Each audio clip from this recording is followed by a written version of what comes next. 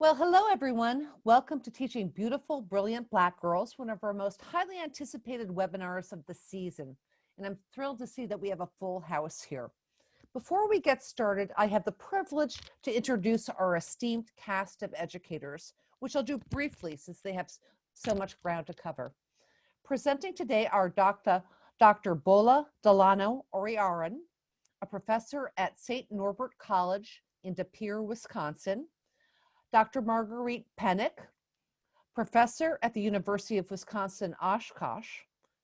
Dr. Shemariah Arki, professor in the Department of Pan-African Studies and interim director of the Center for Pan-African Culture, both at Kent State University. Dr. Ali Michael, co-founder and director of the Race Institute for K-12 Educators. Orinthia Swindell, who for the past 28 years has served as an educator in schools, in addition to her role as an independent consultant, and Dr. Eddie Moore Jr., one of the nation's top motivational speakers and educators, and the founder and program director for the White Privilege Conference. Now on to the webinar.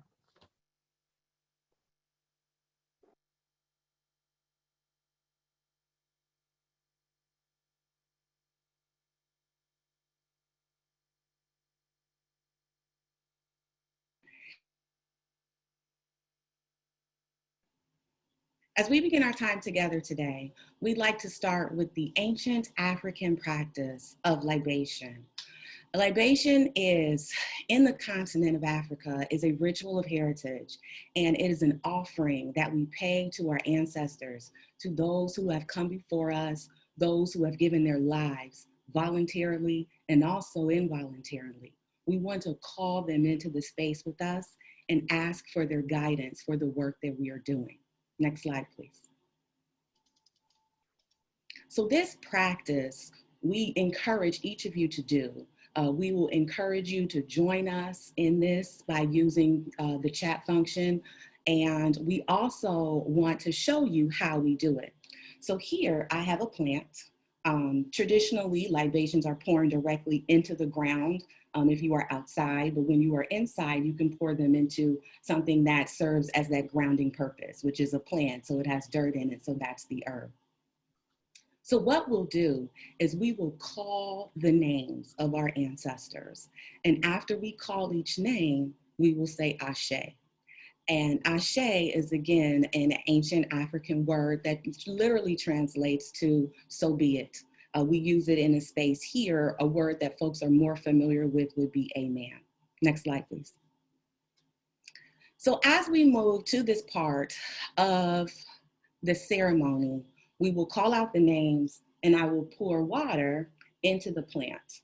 And after we call the names, we'll say Ashe. Again, I encourage you to join us in this practice. Please use the chat box to drop any names of any of your ancestors that you have that you'd like to also call into this space. This practice is important to this work. We've decided to actually open our book with a libation prayer from the elders. So blessed and highly favored that one of my mentors, Dr. Marilyn Sanders Mobley, was one of the contributors for that particular entry into the book. And also Dr. Ruby Middleton Forsyth. We're going to get ready to call their names. So the first name that I'd like to call is Sojourner Truth, Ashe. Miss Edna Swindell. Ashe. Dr. Maya Angelou. Ashe. Elvira Mitchell. Ashe. Benny. Ashe. Amelia Adams. Ashe. Christina Jones. Ashe. Toni Morrison. Ashe. Nicole. Ashe. Juanita High. Ashe. Shirley Jackson. Ashe. Ethel Peters. Ashe. James Baldwin. Ashe. RBG. Ashe. Shirley Chisholm. Ashe. Lee Ann Elizabeth Cameron. Ashe. Betsy Kojo. Ashe. Linda White. Ashe. Tupac Shakur. Ashe. Asada Shakur. Ashe. Ingrid Hill. Ashe. And we'll take a few more. John Lewis. Ashe. Mr. Potter, Ashe. Breonna Taylor, Ashe. George Floyd, Ashe. Dominique Fells, Ashe. Alda Monroe, Ashe. Elijah Cummins, Ashe. Samuel Sharp. Ashe. Thank you. Thank you all so much for participating in this ritual with us. I will ask you to continue to drop the names in the chat, even if we did not read them if we did not read their names, we still want to invite their energy into the space with us. I encourage you to call out their names in the space where you are, wherever you are, even if you're not in the act of pouring, call them, invite them in. Thank you for participating. Ashe. Next, we're going to turn it over to Dr. Oriara. Thank you, my sister, Dr. Arki. And good evening, good evening, good evening. Good evening to each and every one of you. And we are just so excited that all of you are in this learning space to us. We're actually here to share the work that we have actually been doing since April 2018. This space that you have entered with us today is basically to honor and center the lived experiences and the realities of Black girls, African-American girls. Yes, we are continuing the work of our foremothers. We are continuing the work of our heroes. We are continuing the work of so many scholars who have decided that it is about time we center the lives and the experiences of Black girls, beautiful, brilliant Black girls.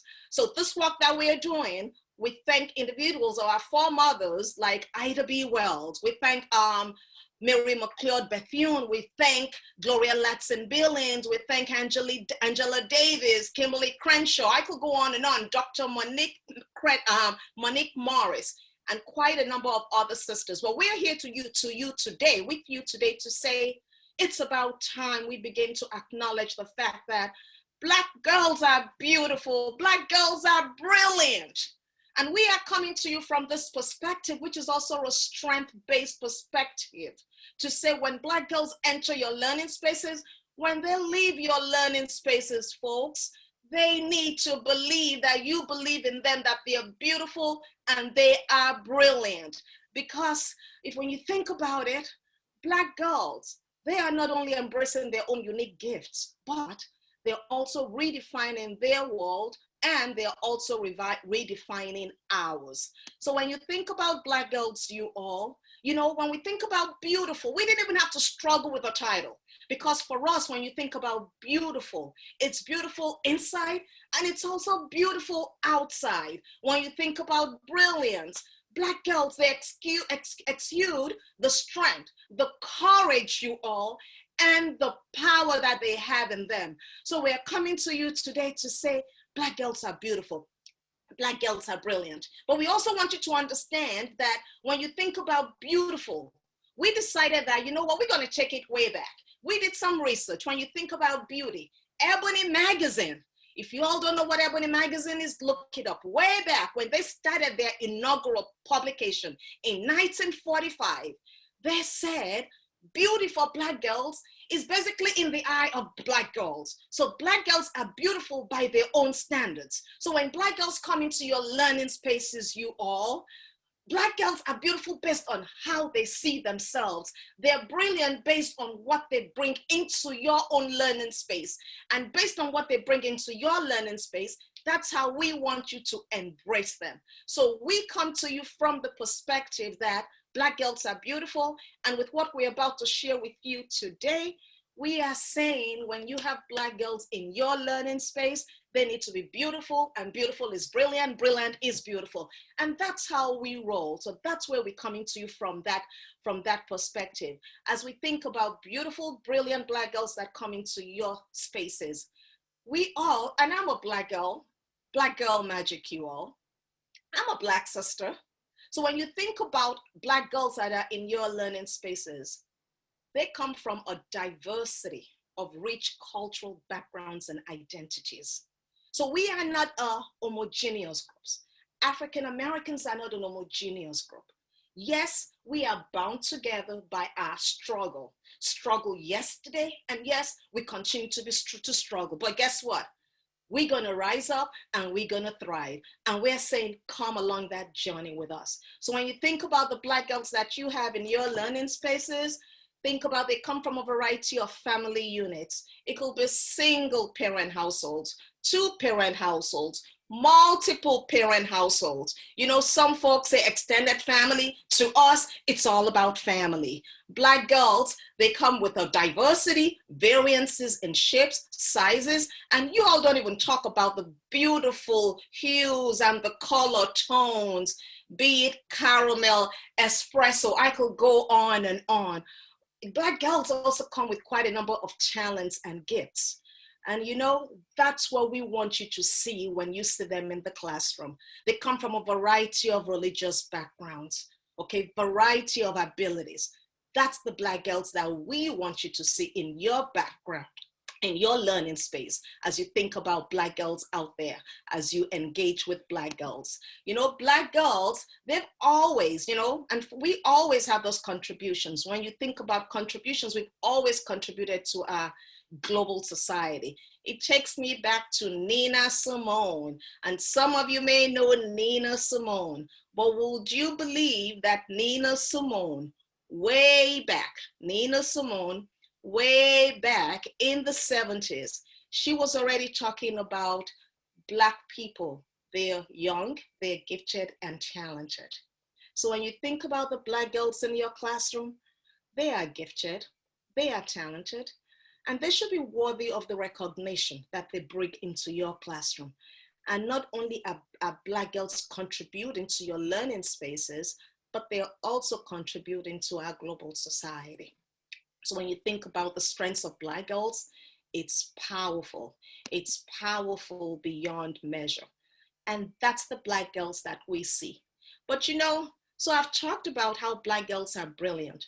I've talked about how Black girls are beautiful. And there are quite a number of movements out there, movements that have made it intentional in honoring the accomplishments of Black girls. Think about Black Girl Magic, Black Girls Rock, Black Girls Code, Black Girls Dive. All of those movements bring an awareness to the contributions of Black girls.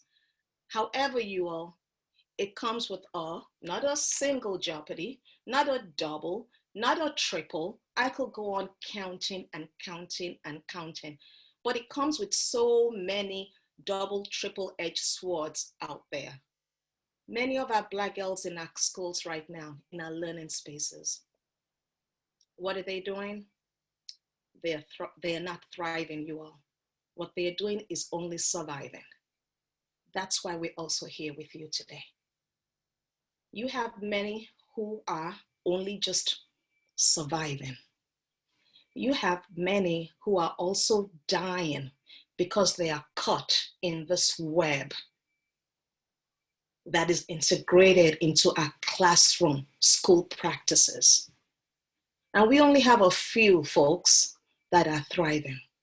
But we also know that Black girls are beautiful and Black girls are brilliant. And with your help,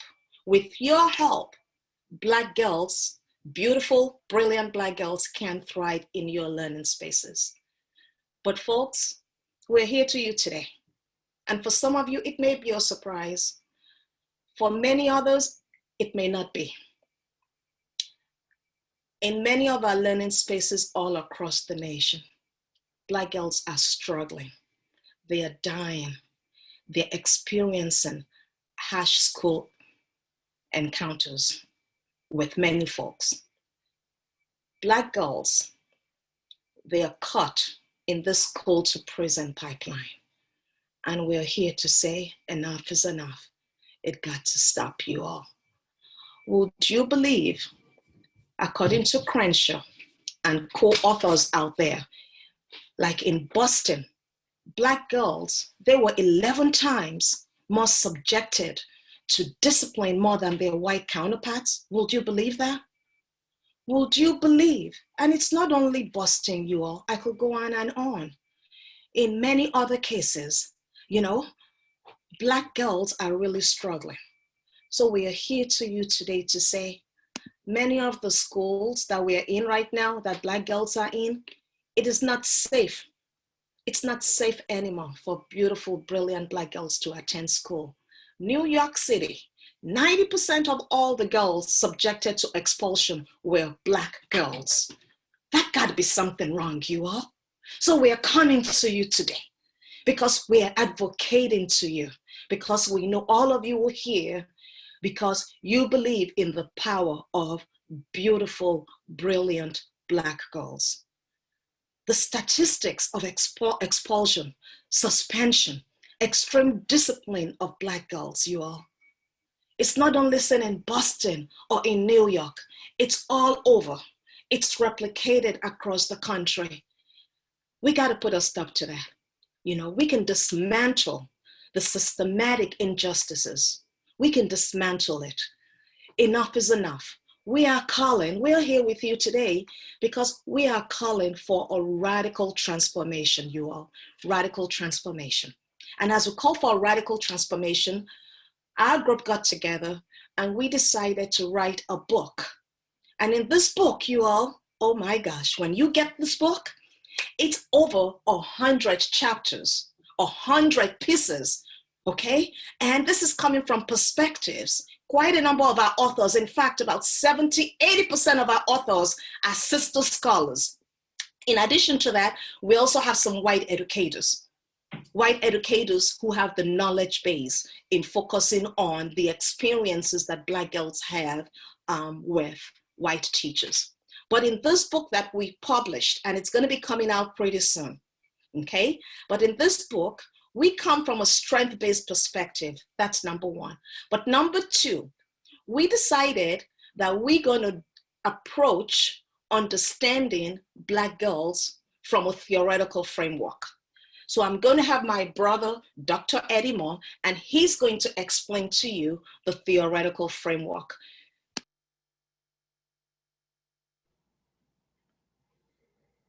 All right, Doc, thank you. Thank you for passing the mic. I appreciate it. What's up, everybody?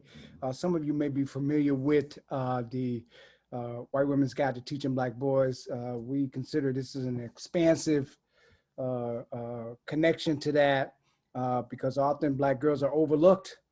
And I feel like that's one of the biggest lessons I've learned as we've dived into this text. And the Black Boy text is comprehensive in itself, but this one, as my sister has mentioned, is even broader. And so putting a comprehensive text like that together requires some structure. And the structure we use is really this three-pronged approach of understanding, respecting, connecting.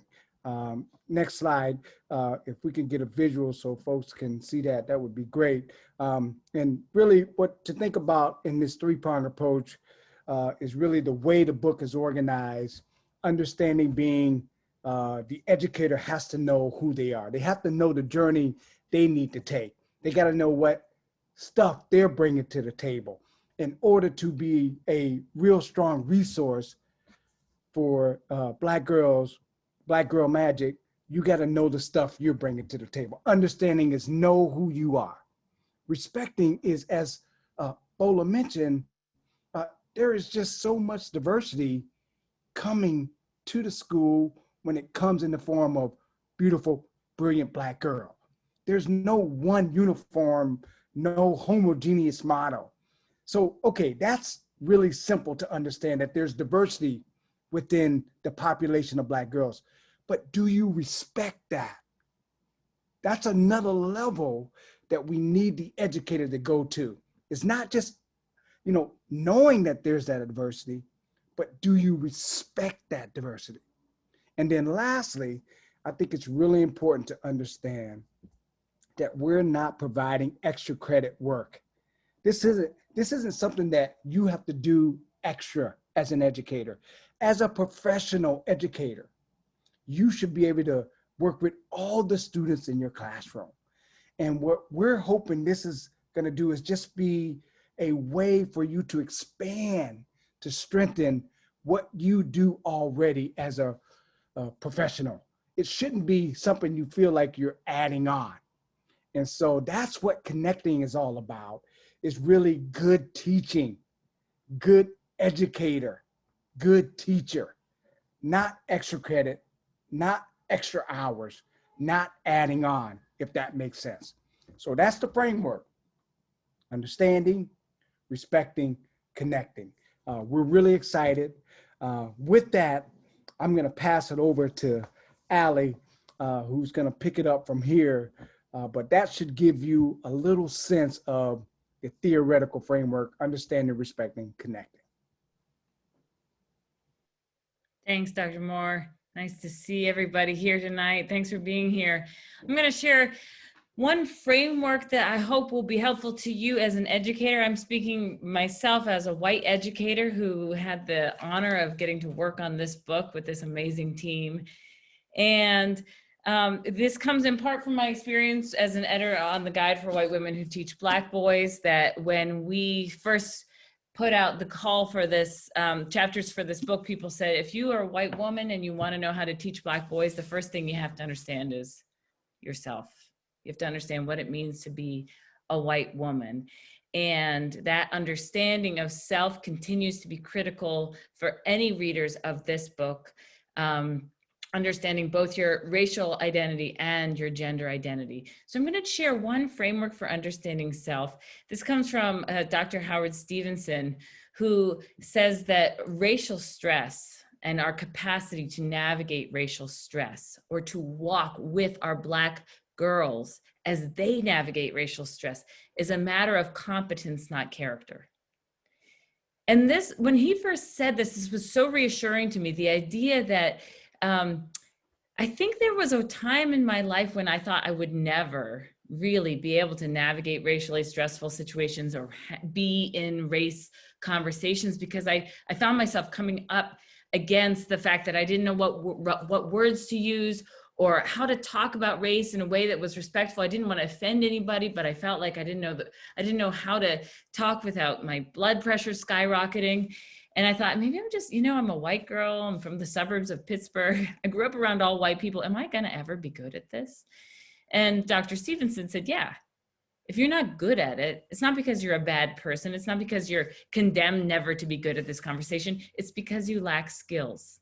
This is a skill set that you can earn, but it's going to take work. Professor Zaretta Hammond says, when people have racial competence, it's because they engage in the learning 5 hours a week. The reason why people of color seem so good at navigating racially stressful encounters is because people of color are by and large asked to navigate racially stressful situations throughout their week, whereas white people, like myself, often are not. And so if I'm going to get practice to build the competency that I need to seek it out. And so the corollary of this is true also, that I can be a really good person and not have racial competence. And so I can be a good person. That doesn't mean I have the skills I need to navigate the racial stressors that are out there, or to walk with my Black girls as they do so. Dr. Bola, would you mind forwarding the slide? So what is racial competence? I want to share this definition that comes from the field of multicultural counseling, that comes from Dr. Daryl Wing Su. And I'm just going to share a quick story. So this summer, there was an op-ed that came out in the Washington Post by a teacher here in Philly named Trey Johnson. And the op-ed was called, "When Black People Are in Pain, White People Join Book Clubs." And I'm not going to lie, when I first saw this title, I panicked. And I thought, I don't want to read that, because not only am I a white person who joins book clubs when Black people are in pain, I encourage other white people to do so. So what am I doing wrong? And so, to be honest, I forwarded myself this article, this op-ed, and I read it a couple days later when I was ready to hear it. And basically what he was saying is, we need to go beyond knowledge. We need to go towards racial competency, which is these 4 things. Racial competency is knowledge. We need that, and we get that from reading, and we get that from watching movies and videos and documentaries and looking at websites, but that's not all we need. We also need self-awareness about how all of this stuff lives in us, and how we've absorbed it, and how it shapes our lenses, and how we see our students, and then how we also enact the racism and the bias that our students are facing in our classrooms. We need the skills to confront that bias, to undo it, to talk with others about it in a way that helps them shift it in themselves. And then we need to be able to take action. So the definition of racial competence, going beyond the book club, is the knowledge, self-awareness, skills, and action to be able to both recognize racism and intervene with it in two places. We need to recognize and intervene with it inside ourselves, and we need to recognize it and intervene with it outside ourselves in our sphere of influence, in our localized sphere of influence, the places where we have power in the world. We need to recognize and intervene with racism. So I have one more slide, Dr. Bola, if you'll send it forward.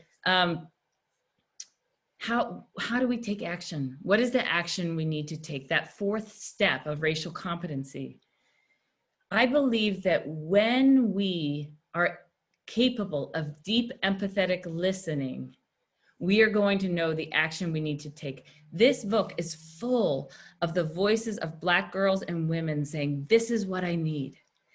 And you know, this summer we had Instagram posts, Black at Instagram, in almost every school in the country, of students saying, this is what I need. And what blocks us from taking action is that we often can't hear it, because our bodies go into fight, flight, freeze mode. We get feedback that's counter to how we think of ourselves, and we go into fight, flight, freeze. And so, like, that's what I was doing when I first got that op-ed, and I was scrolling through the post and was like, oh no, I can't read that right now, because I've joined book clubs, and that's not consistent with my own self, my own identity. I talked with teachers this summer who said, I feel like I'm drowning. I'm reading the Black at Instagram posts, and I feel like all this time I thought I was cool. I'm not cool. I thought I was connecting with students. I was just being racist. I feel like I should leave teaching. I don't know what to do. People who were in fight, flight, freeze mode, and one principal who said, people are just trying to get me to leave my job. They just don't want me principal anymore. And that's why they're leading this kind of campaign to say how bad I am. She was just in fight mode. When our bodies, when our physiology goes into fight, flight, freeze, we can't be in a space of empathetic listening. When we can empathetically listen, that's when we know how to take action, because our action comes from that connection and from what we hear. One last thing is that I really believe that part of my socialization as a white person has been to be numb to the pain of Black people. I believe that is part of white racial socialization in the US, and it's part of how we can live with the current racialized inequality that we have and the incredible inequity for Black students in our schools. We couldn't tolerate it if we were truly in touch with the grief and the pain around that inequity. And so again, our work, my work as a white educator and your work as an educator, is very likely to work on that numbness, to work on the physiological response that we have to the reality of Black girls and women, and to move into a space of deep empathetic listening, which this book offers us the opportunity to do, and then to take action from that place. I'm going to pass this on now to my colleague, educator Orinthia Swindell, to share more about how this can look.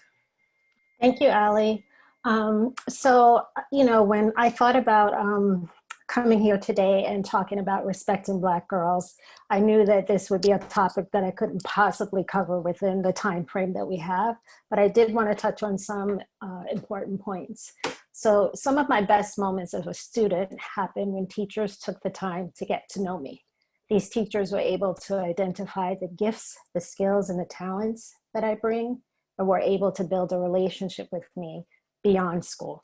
They took interest in me as a person and opened up the channels of communication so that I could get in touch with the person that I was becoming. As educators, this is one of the most valuable gifts that we can offer our students. This gift helps students to know that we see them and what they bring, that their knowledge, their thoughts, their perspectives have value, and that they matter. So, what does it mean to respect Black girls? By accepting that Black girls are the authors of their own stories and their own experiences. Oftentimes I've found that white educators will try to reframe the experiences of Black girls so that it can fit into their frame of understanding, thereby viewing and interacting with Black girls from a very limited and narrow space. Black girls' voices are one of the most powerful instruments that they have, and Black girls are perfectly capable of expressing themselves and defining their reality. So listen to what Black girls are saying. Having you be able to relate firsthand to what they are saying doesn't shift or have any bearing on the experiences of Black girls. Next slide. Black girls don't need to be saved. So stop viewing them from a deficit space like something that's broken and needs to be fixed. Next slide, please. Establish relationships with Black girls. As we keep saying over and over, take time to get to know Black girls, not the Black girl that you think is sitting in front of you, but get to know them as individuals. Get to know what their interests are, what their gifts are, the talents that they bring. And once again, this is one of the most important things that you can do as an educator. Next slide, please. And then what I just want to end up by saying is to all Black girls out there, everything that you need already exists within you. You were put on this earth with a purpose. And yes, you will, have struggles sometimes, challenges may come up, but everything that you need to face those challenges exists right within you. I'm going to turn things over to Dr. Marguerite now.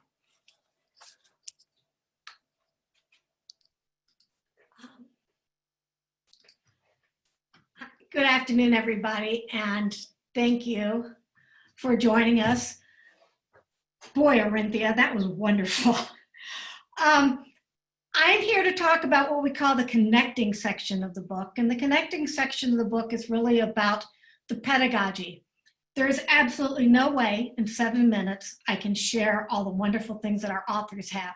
So my one slide, and I only have one slide, has a whole bunch of different things that occur in this connecting section. All of these things give you specific activities, specific ideas to use in the classroom. But one of the things that I want to start with is, as a white educator who went to predominantly white schools, schools look white. The way we teach them, the way we center them, the way we ground them is in white expectations of education. So anytime you look at connecting or rewriting lesson plans, you've got to stop thinking of it that way. Shirley Brythe Heath says that the only people who are successful in school are the kids who come to school knowing how to do school by white expectations. So when I give you a bunch of different things with which to put into your lesson plans or you're connecting, the first thing you have to do is start thinking about, why do I make kids walk in lines? Why do I make kids sit still? Why do I make kids raise hands? Why do kids sit in rows? Because those are all white central ideologies. So when we read a chapter on verve by Darla Scott and Ashley Griffith, verve is identified as energy and vitality. Now that doesn't mean that you allow your kids to get rid of their energy and vitality by doing a brain break or by going to get a suitcase. I just learned that one the other day. But by building opportunities for them to learn from their energy and their vitality. That it's not just, I have to get it out, it's how can I use it to learn stuff? Because kids come to school, and according to Dr. Boykin, African-American students and your African-American girls, which is what this book is all about, the Black girls, is they bring this energy and we squash it. So how do we get it into the classroom? There are vervistic instructional techniques, and they're wonderful. Include rhythm in your lessons. Use call and response in your lessons. Simply vary the pace of your instruction so that the instruction doesn't just go like this all day. Integrate your gestures, I do it anyway, and your opportunities so that people can be emotionally involved in your learning, that it doesn't have to be sit and get. Make space for lively and spontaneous student input and participation. Allow your Black girls voice and choice in what they are learning, because the minute any student has voice and choice, learning becomes relevant. And then creating space for displaying this information in unique and creative ways. Now, I lucked out. I was a drama teacher. I was a high school drama teacher. So my students could be creative anytime they wanted to. Why can't everybody else? Because it shouldn't just be in drama and music and art. We have chapters that deal with Black representation in books. One of the Black representations in books is based by Dr. Delano, where she talks about Black, authentic, and culturally engaging books. Let me say that again, because you should be going to look at your selections to see if they are about Black, authentic, and culturally engaging books for your students. We also have a chapter on hair representation matters, and the whole issue of looking at the intersectionality and the diversity and the beauty and the brilliance of hair in the Black community. And why should it not be celebrated by the books that you have? That the books should depict Black girls in affirming roles. Go and look at the ones that you have. That they should be authentic, that they should show the lived experiences of their Black girls, that they should have positive representations, and that they should showcase the rich traditions, history, and cultures of the Black community. They have got to counter the stereotypical narratives of Black girls. And I say that specifically when you get to young adult literature, where so much of the young adult literature has Black girls living in poverty. And so where are we going to counter that narrative? That you need to check your illustrations, that you need to check your language, and that you need to consider how all of your curricular materials, your content, affects a child's self and their social identity. These are critical skills. I'm watching my clock here. We have a really wonderful chapter by two Black men who talk about translating your awareness to practice. That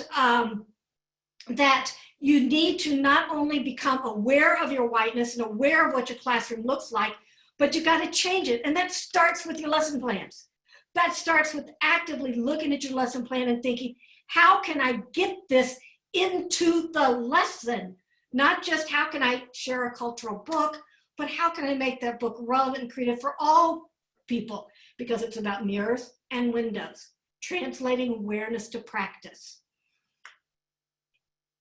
One of the most important things I learned as a white woman in the process of doing this book came from the chapter by Dr. Arki on mother work as pedagogy. I've studied gender equity, I've studied women's studies, I've studied multicultural education, but I have not until now studied Black feminist thought. If you really, really want to know and understand and teach your Black girls, you need to read and study Black feminist thought, because you need to get that into your curriculum. You need to get all the ideas that are in there. They're critical. I'm going to leave you with one thing. At the very end of our book, we have love letters. Love letters from mothers to their Black girl, love letters from fathers to their Black daughters. And I want to leave you with just part of one of them. And I pull this out because for me, this is for teachers. So Tanisha Brennan-Felder at the end of her letter says, so what do I wish for you more than anything else in the world? I wish for your brilliance to shine, for your love to fill every room you enter, and for you to find a love that fills you up. I want you to push yourself up mountains and to enjoy the peaks, and to be strong enough to endure the valleys that embrace the pits, that no one completes you except yourself, that you do not need anyone to be successful, and that your words, body, soul, and spirit matter.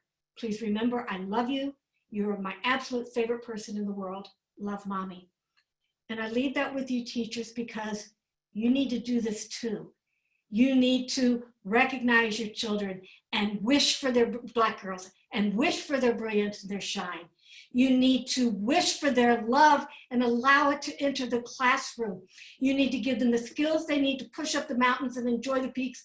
And you need to give them the skills so that they're strong enough to endure the valleys and embrace the pits. That's what we do as educators. And we need to convince them that they are enough as who they are, not as who, as white people, we think they should be. So thank you for listening to me.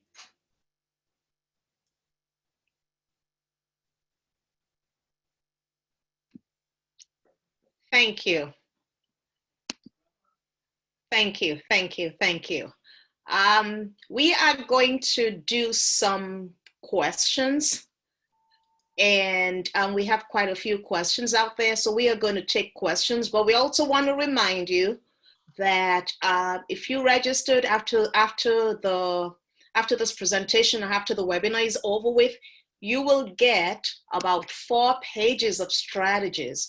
And all of the strategies actually come from quite a number of our authors and contributors. So don't you worry, Corwin is going to make sure that you get all the strategies.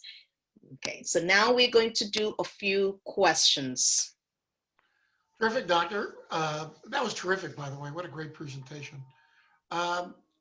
This one came up quite a bit. As a white administrator, how do I authentically connect with my Black students to build trust?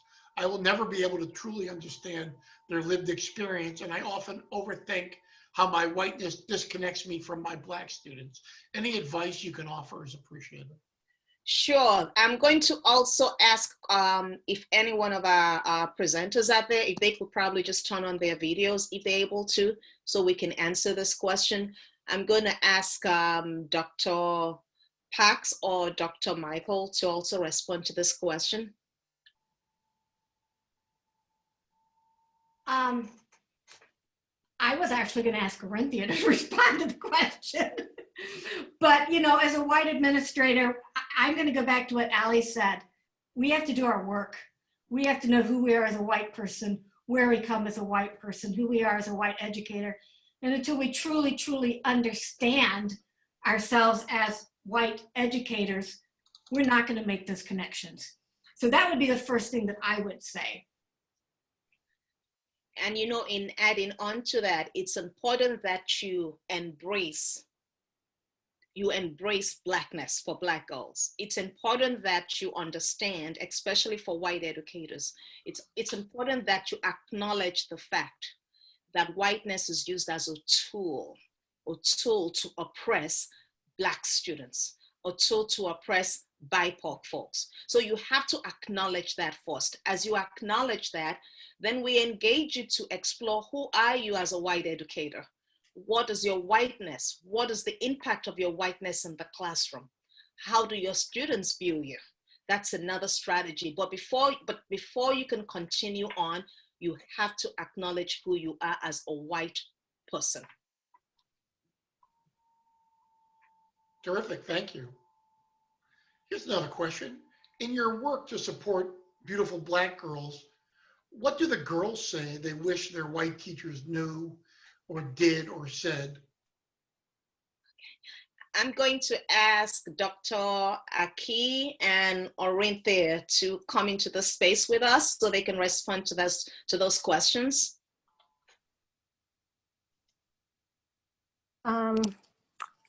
Most of the times what young Black girls have shared with me is exactly what I talked about during my piece, is about how they want to be listened to, and they want what they're saying to be taken seriously. And you know, they don't want things to come from a space where people are trying to take care of them or to change any aspect of who they are. They are who they are.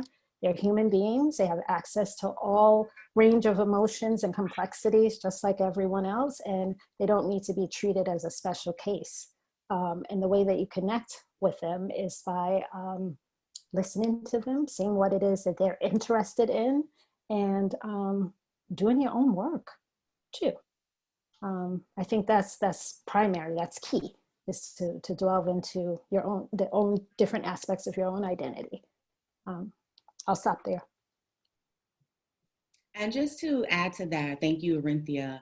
And this isn't specifically for Black girls, but this is for us as educators, as instructional leaders.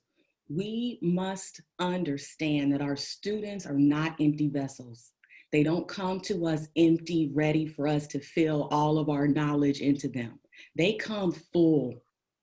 And it's our job as the instructional leader in that space to ensure they have room to pour out, to pour out even into us as their educator and also the other students that are in that room. That's our responsibility to curate that space. And for Black girls, we live our lives on 10 all the time. So we have a lot to give and a lot to share. And so creating that space for us becomes uber important, but doing it with the understanding and the realization that this is my duty as an educator, independent of my other identities. It's my duty as my role. Thank you, sisters. Acknowledge their brilliance. Remember, we said they're beautiful, brilliant Black girls. Acknowledge the fact that they are brilliant coming into your learning space. Okay, when you think about the curriculum that you're teaching, do they see themselves in that curriculum? Do you ask what they know? Ask what they know. You know, we have quite a number of girls that also say, they don't even see me. So we're asking you to also listen, okay? And that's a skill, and that's actually an academic field. So you listen to what they have to say to you, and you have to make the intention. You have to be intentional and be patient about listening. Okay. Thank you. How can we get other white people to understand that the Black Lives Matter movement is not political? Okay. Dr. Arki, do you want to take that question? I sure will. Okay, I don't think that's something that we got to explain to people. I think that's where we show them. We can show them the history of the movement. The movement was started by 3 queer women of color, by 3 Black women, Alicia Garza, Opal Tometi, and Patrice Concolors. And it started as a text message. It started as a tweet, right? And so it's not political. It's not. It is an expression of the Black pain, which we feel on a daily basis. It's being connected to someone who you may not even know. You only see their name and a small picture, but you know that they feel what you feel because you both identify as Black. So when we think about the movement around Black Lives Matter, it's not political. It doesn't have anything to do with politics. But what we must understand is that it's socio-political. And we are political, particularly as Black women, girls, and femmes. Our bodies are political. This world makes us that way. That's not our intention. That's what we're socialized into. So we're consistently trying to break out of that box around politics because that's something that has been placed on us versus something that comes from inside. So again, we have to give people the space to identify themselves for themselves. And there's nothing around the founding of the Black Lives Matter movement that talks about being political. Thank you. Can you speak to the myth of colorblindness or the idea that race doesn't really exist or I don't see race and the problems with that type of thought? Sure, and I'm actually going to take all of us experts on this field, in this field.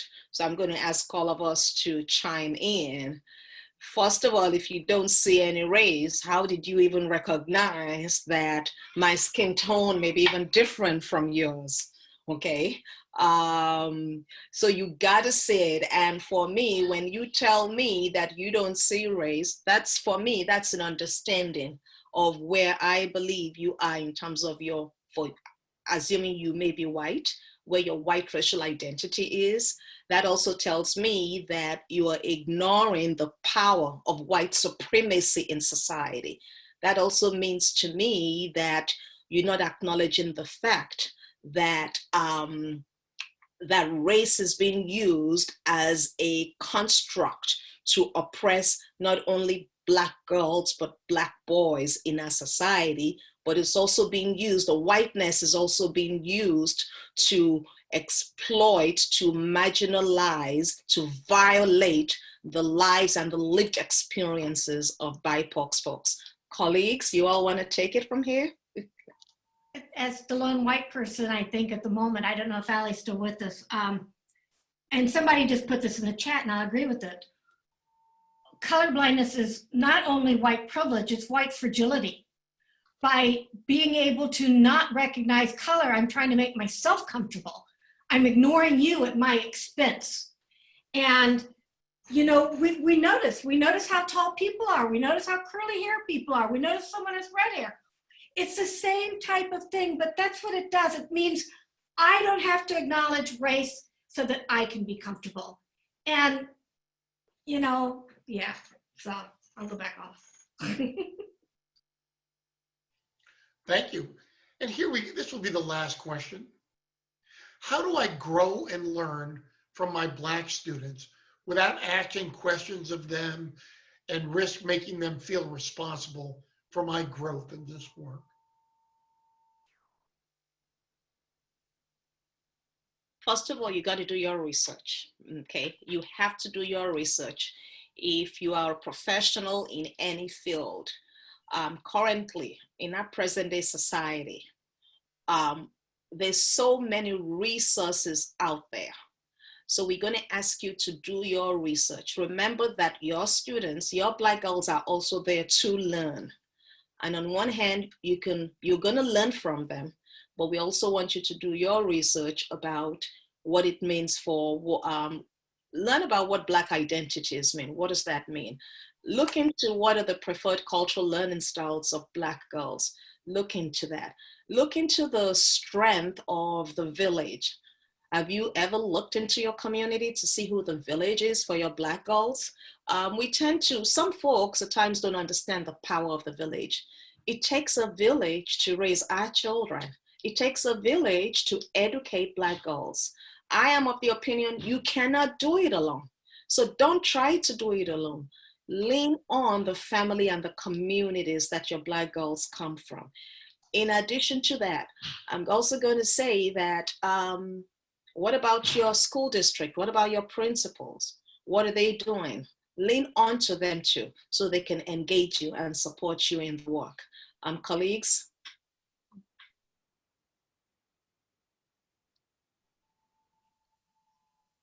Terrific. Thank you, Doctor. I'll turn it back over to you now, and that will end our questions. Okay. So we come to you again just to say, again, Black girls are beautiful. Black girls are brilliant. And we're asking you to disrupt the system. Dr. Bettina Love, she talks about the fact that when many of our children get into the system, their spirits are squashed, they are murdered, okay? Black girls are suffering. And we're asking you today that Black girls' lives does matter. It is now a justice issue. We're asking you to come on this journey with us. This journey is to transform the system, to dismantle the system, because the system right now that we have is not working for beautiful Black girls. It's not working for brilliant Black girls. So we're asking you to dismantle the system. You can no longer be quiet. It's a human right issue. So we're asking you to come on this journey with us. Won't you come on this journey with us? Come on this journey with us for a radical transformation. So we ask you to come on this journey with us. In coming on this journey with us, we also have quite a number of scholars out there, scholars who are also listening on this call with you, who have created resources, activities for you to support you. We know you can't do it alone. So we are here with you and we're your village. But we ask you, won't you rise up and come on this journey with us? So I'm now going to hand it over to Mara. I just want to thank you all, Bola, Marguerite, Shemariah, Ali, Orinthia, and Eddie, for what has most certainly been the most important webinar that I've ever participated in. Everyone has been asking about where's the book, and the book, Teaching Beautiful, Brilliant Black Girls, probably won't be available for another 5 months, but we felt it was so important to get the word out that we wanted to hold this webinar now. And we're so prepared to support you. We know how very high the stakes are at this point, thanks in particular to COVID. As soon as the book is available, we will reach out to all of you. In the meantime, we have the absolutely magnificent guide for white women who teach Black boys, which we're prepared to offer a 20% discount on. And we will follow up via email before the end of the week with the slides and with the pre-recorded webinar. And be sure to alert you as soon as the book is available. But again, I just want to thank our presenters for what I could say, having participated in any number of webinars, was, I could say unequivocally, the most important webinar that I've ever participated in. And I'm in awe of all of you. And thank you so much.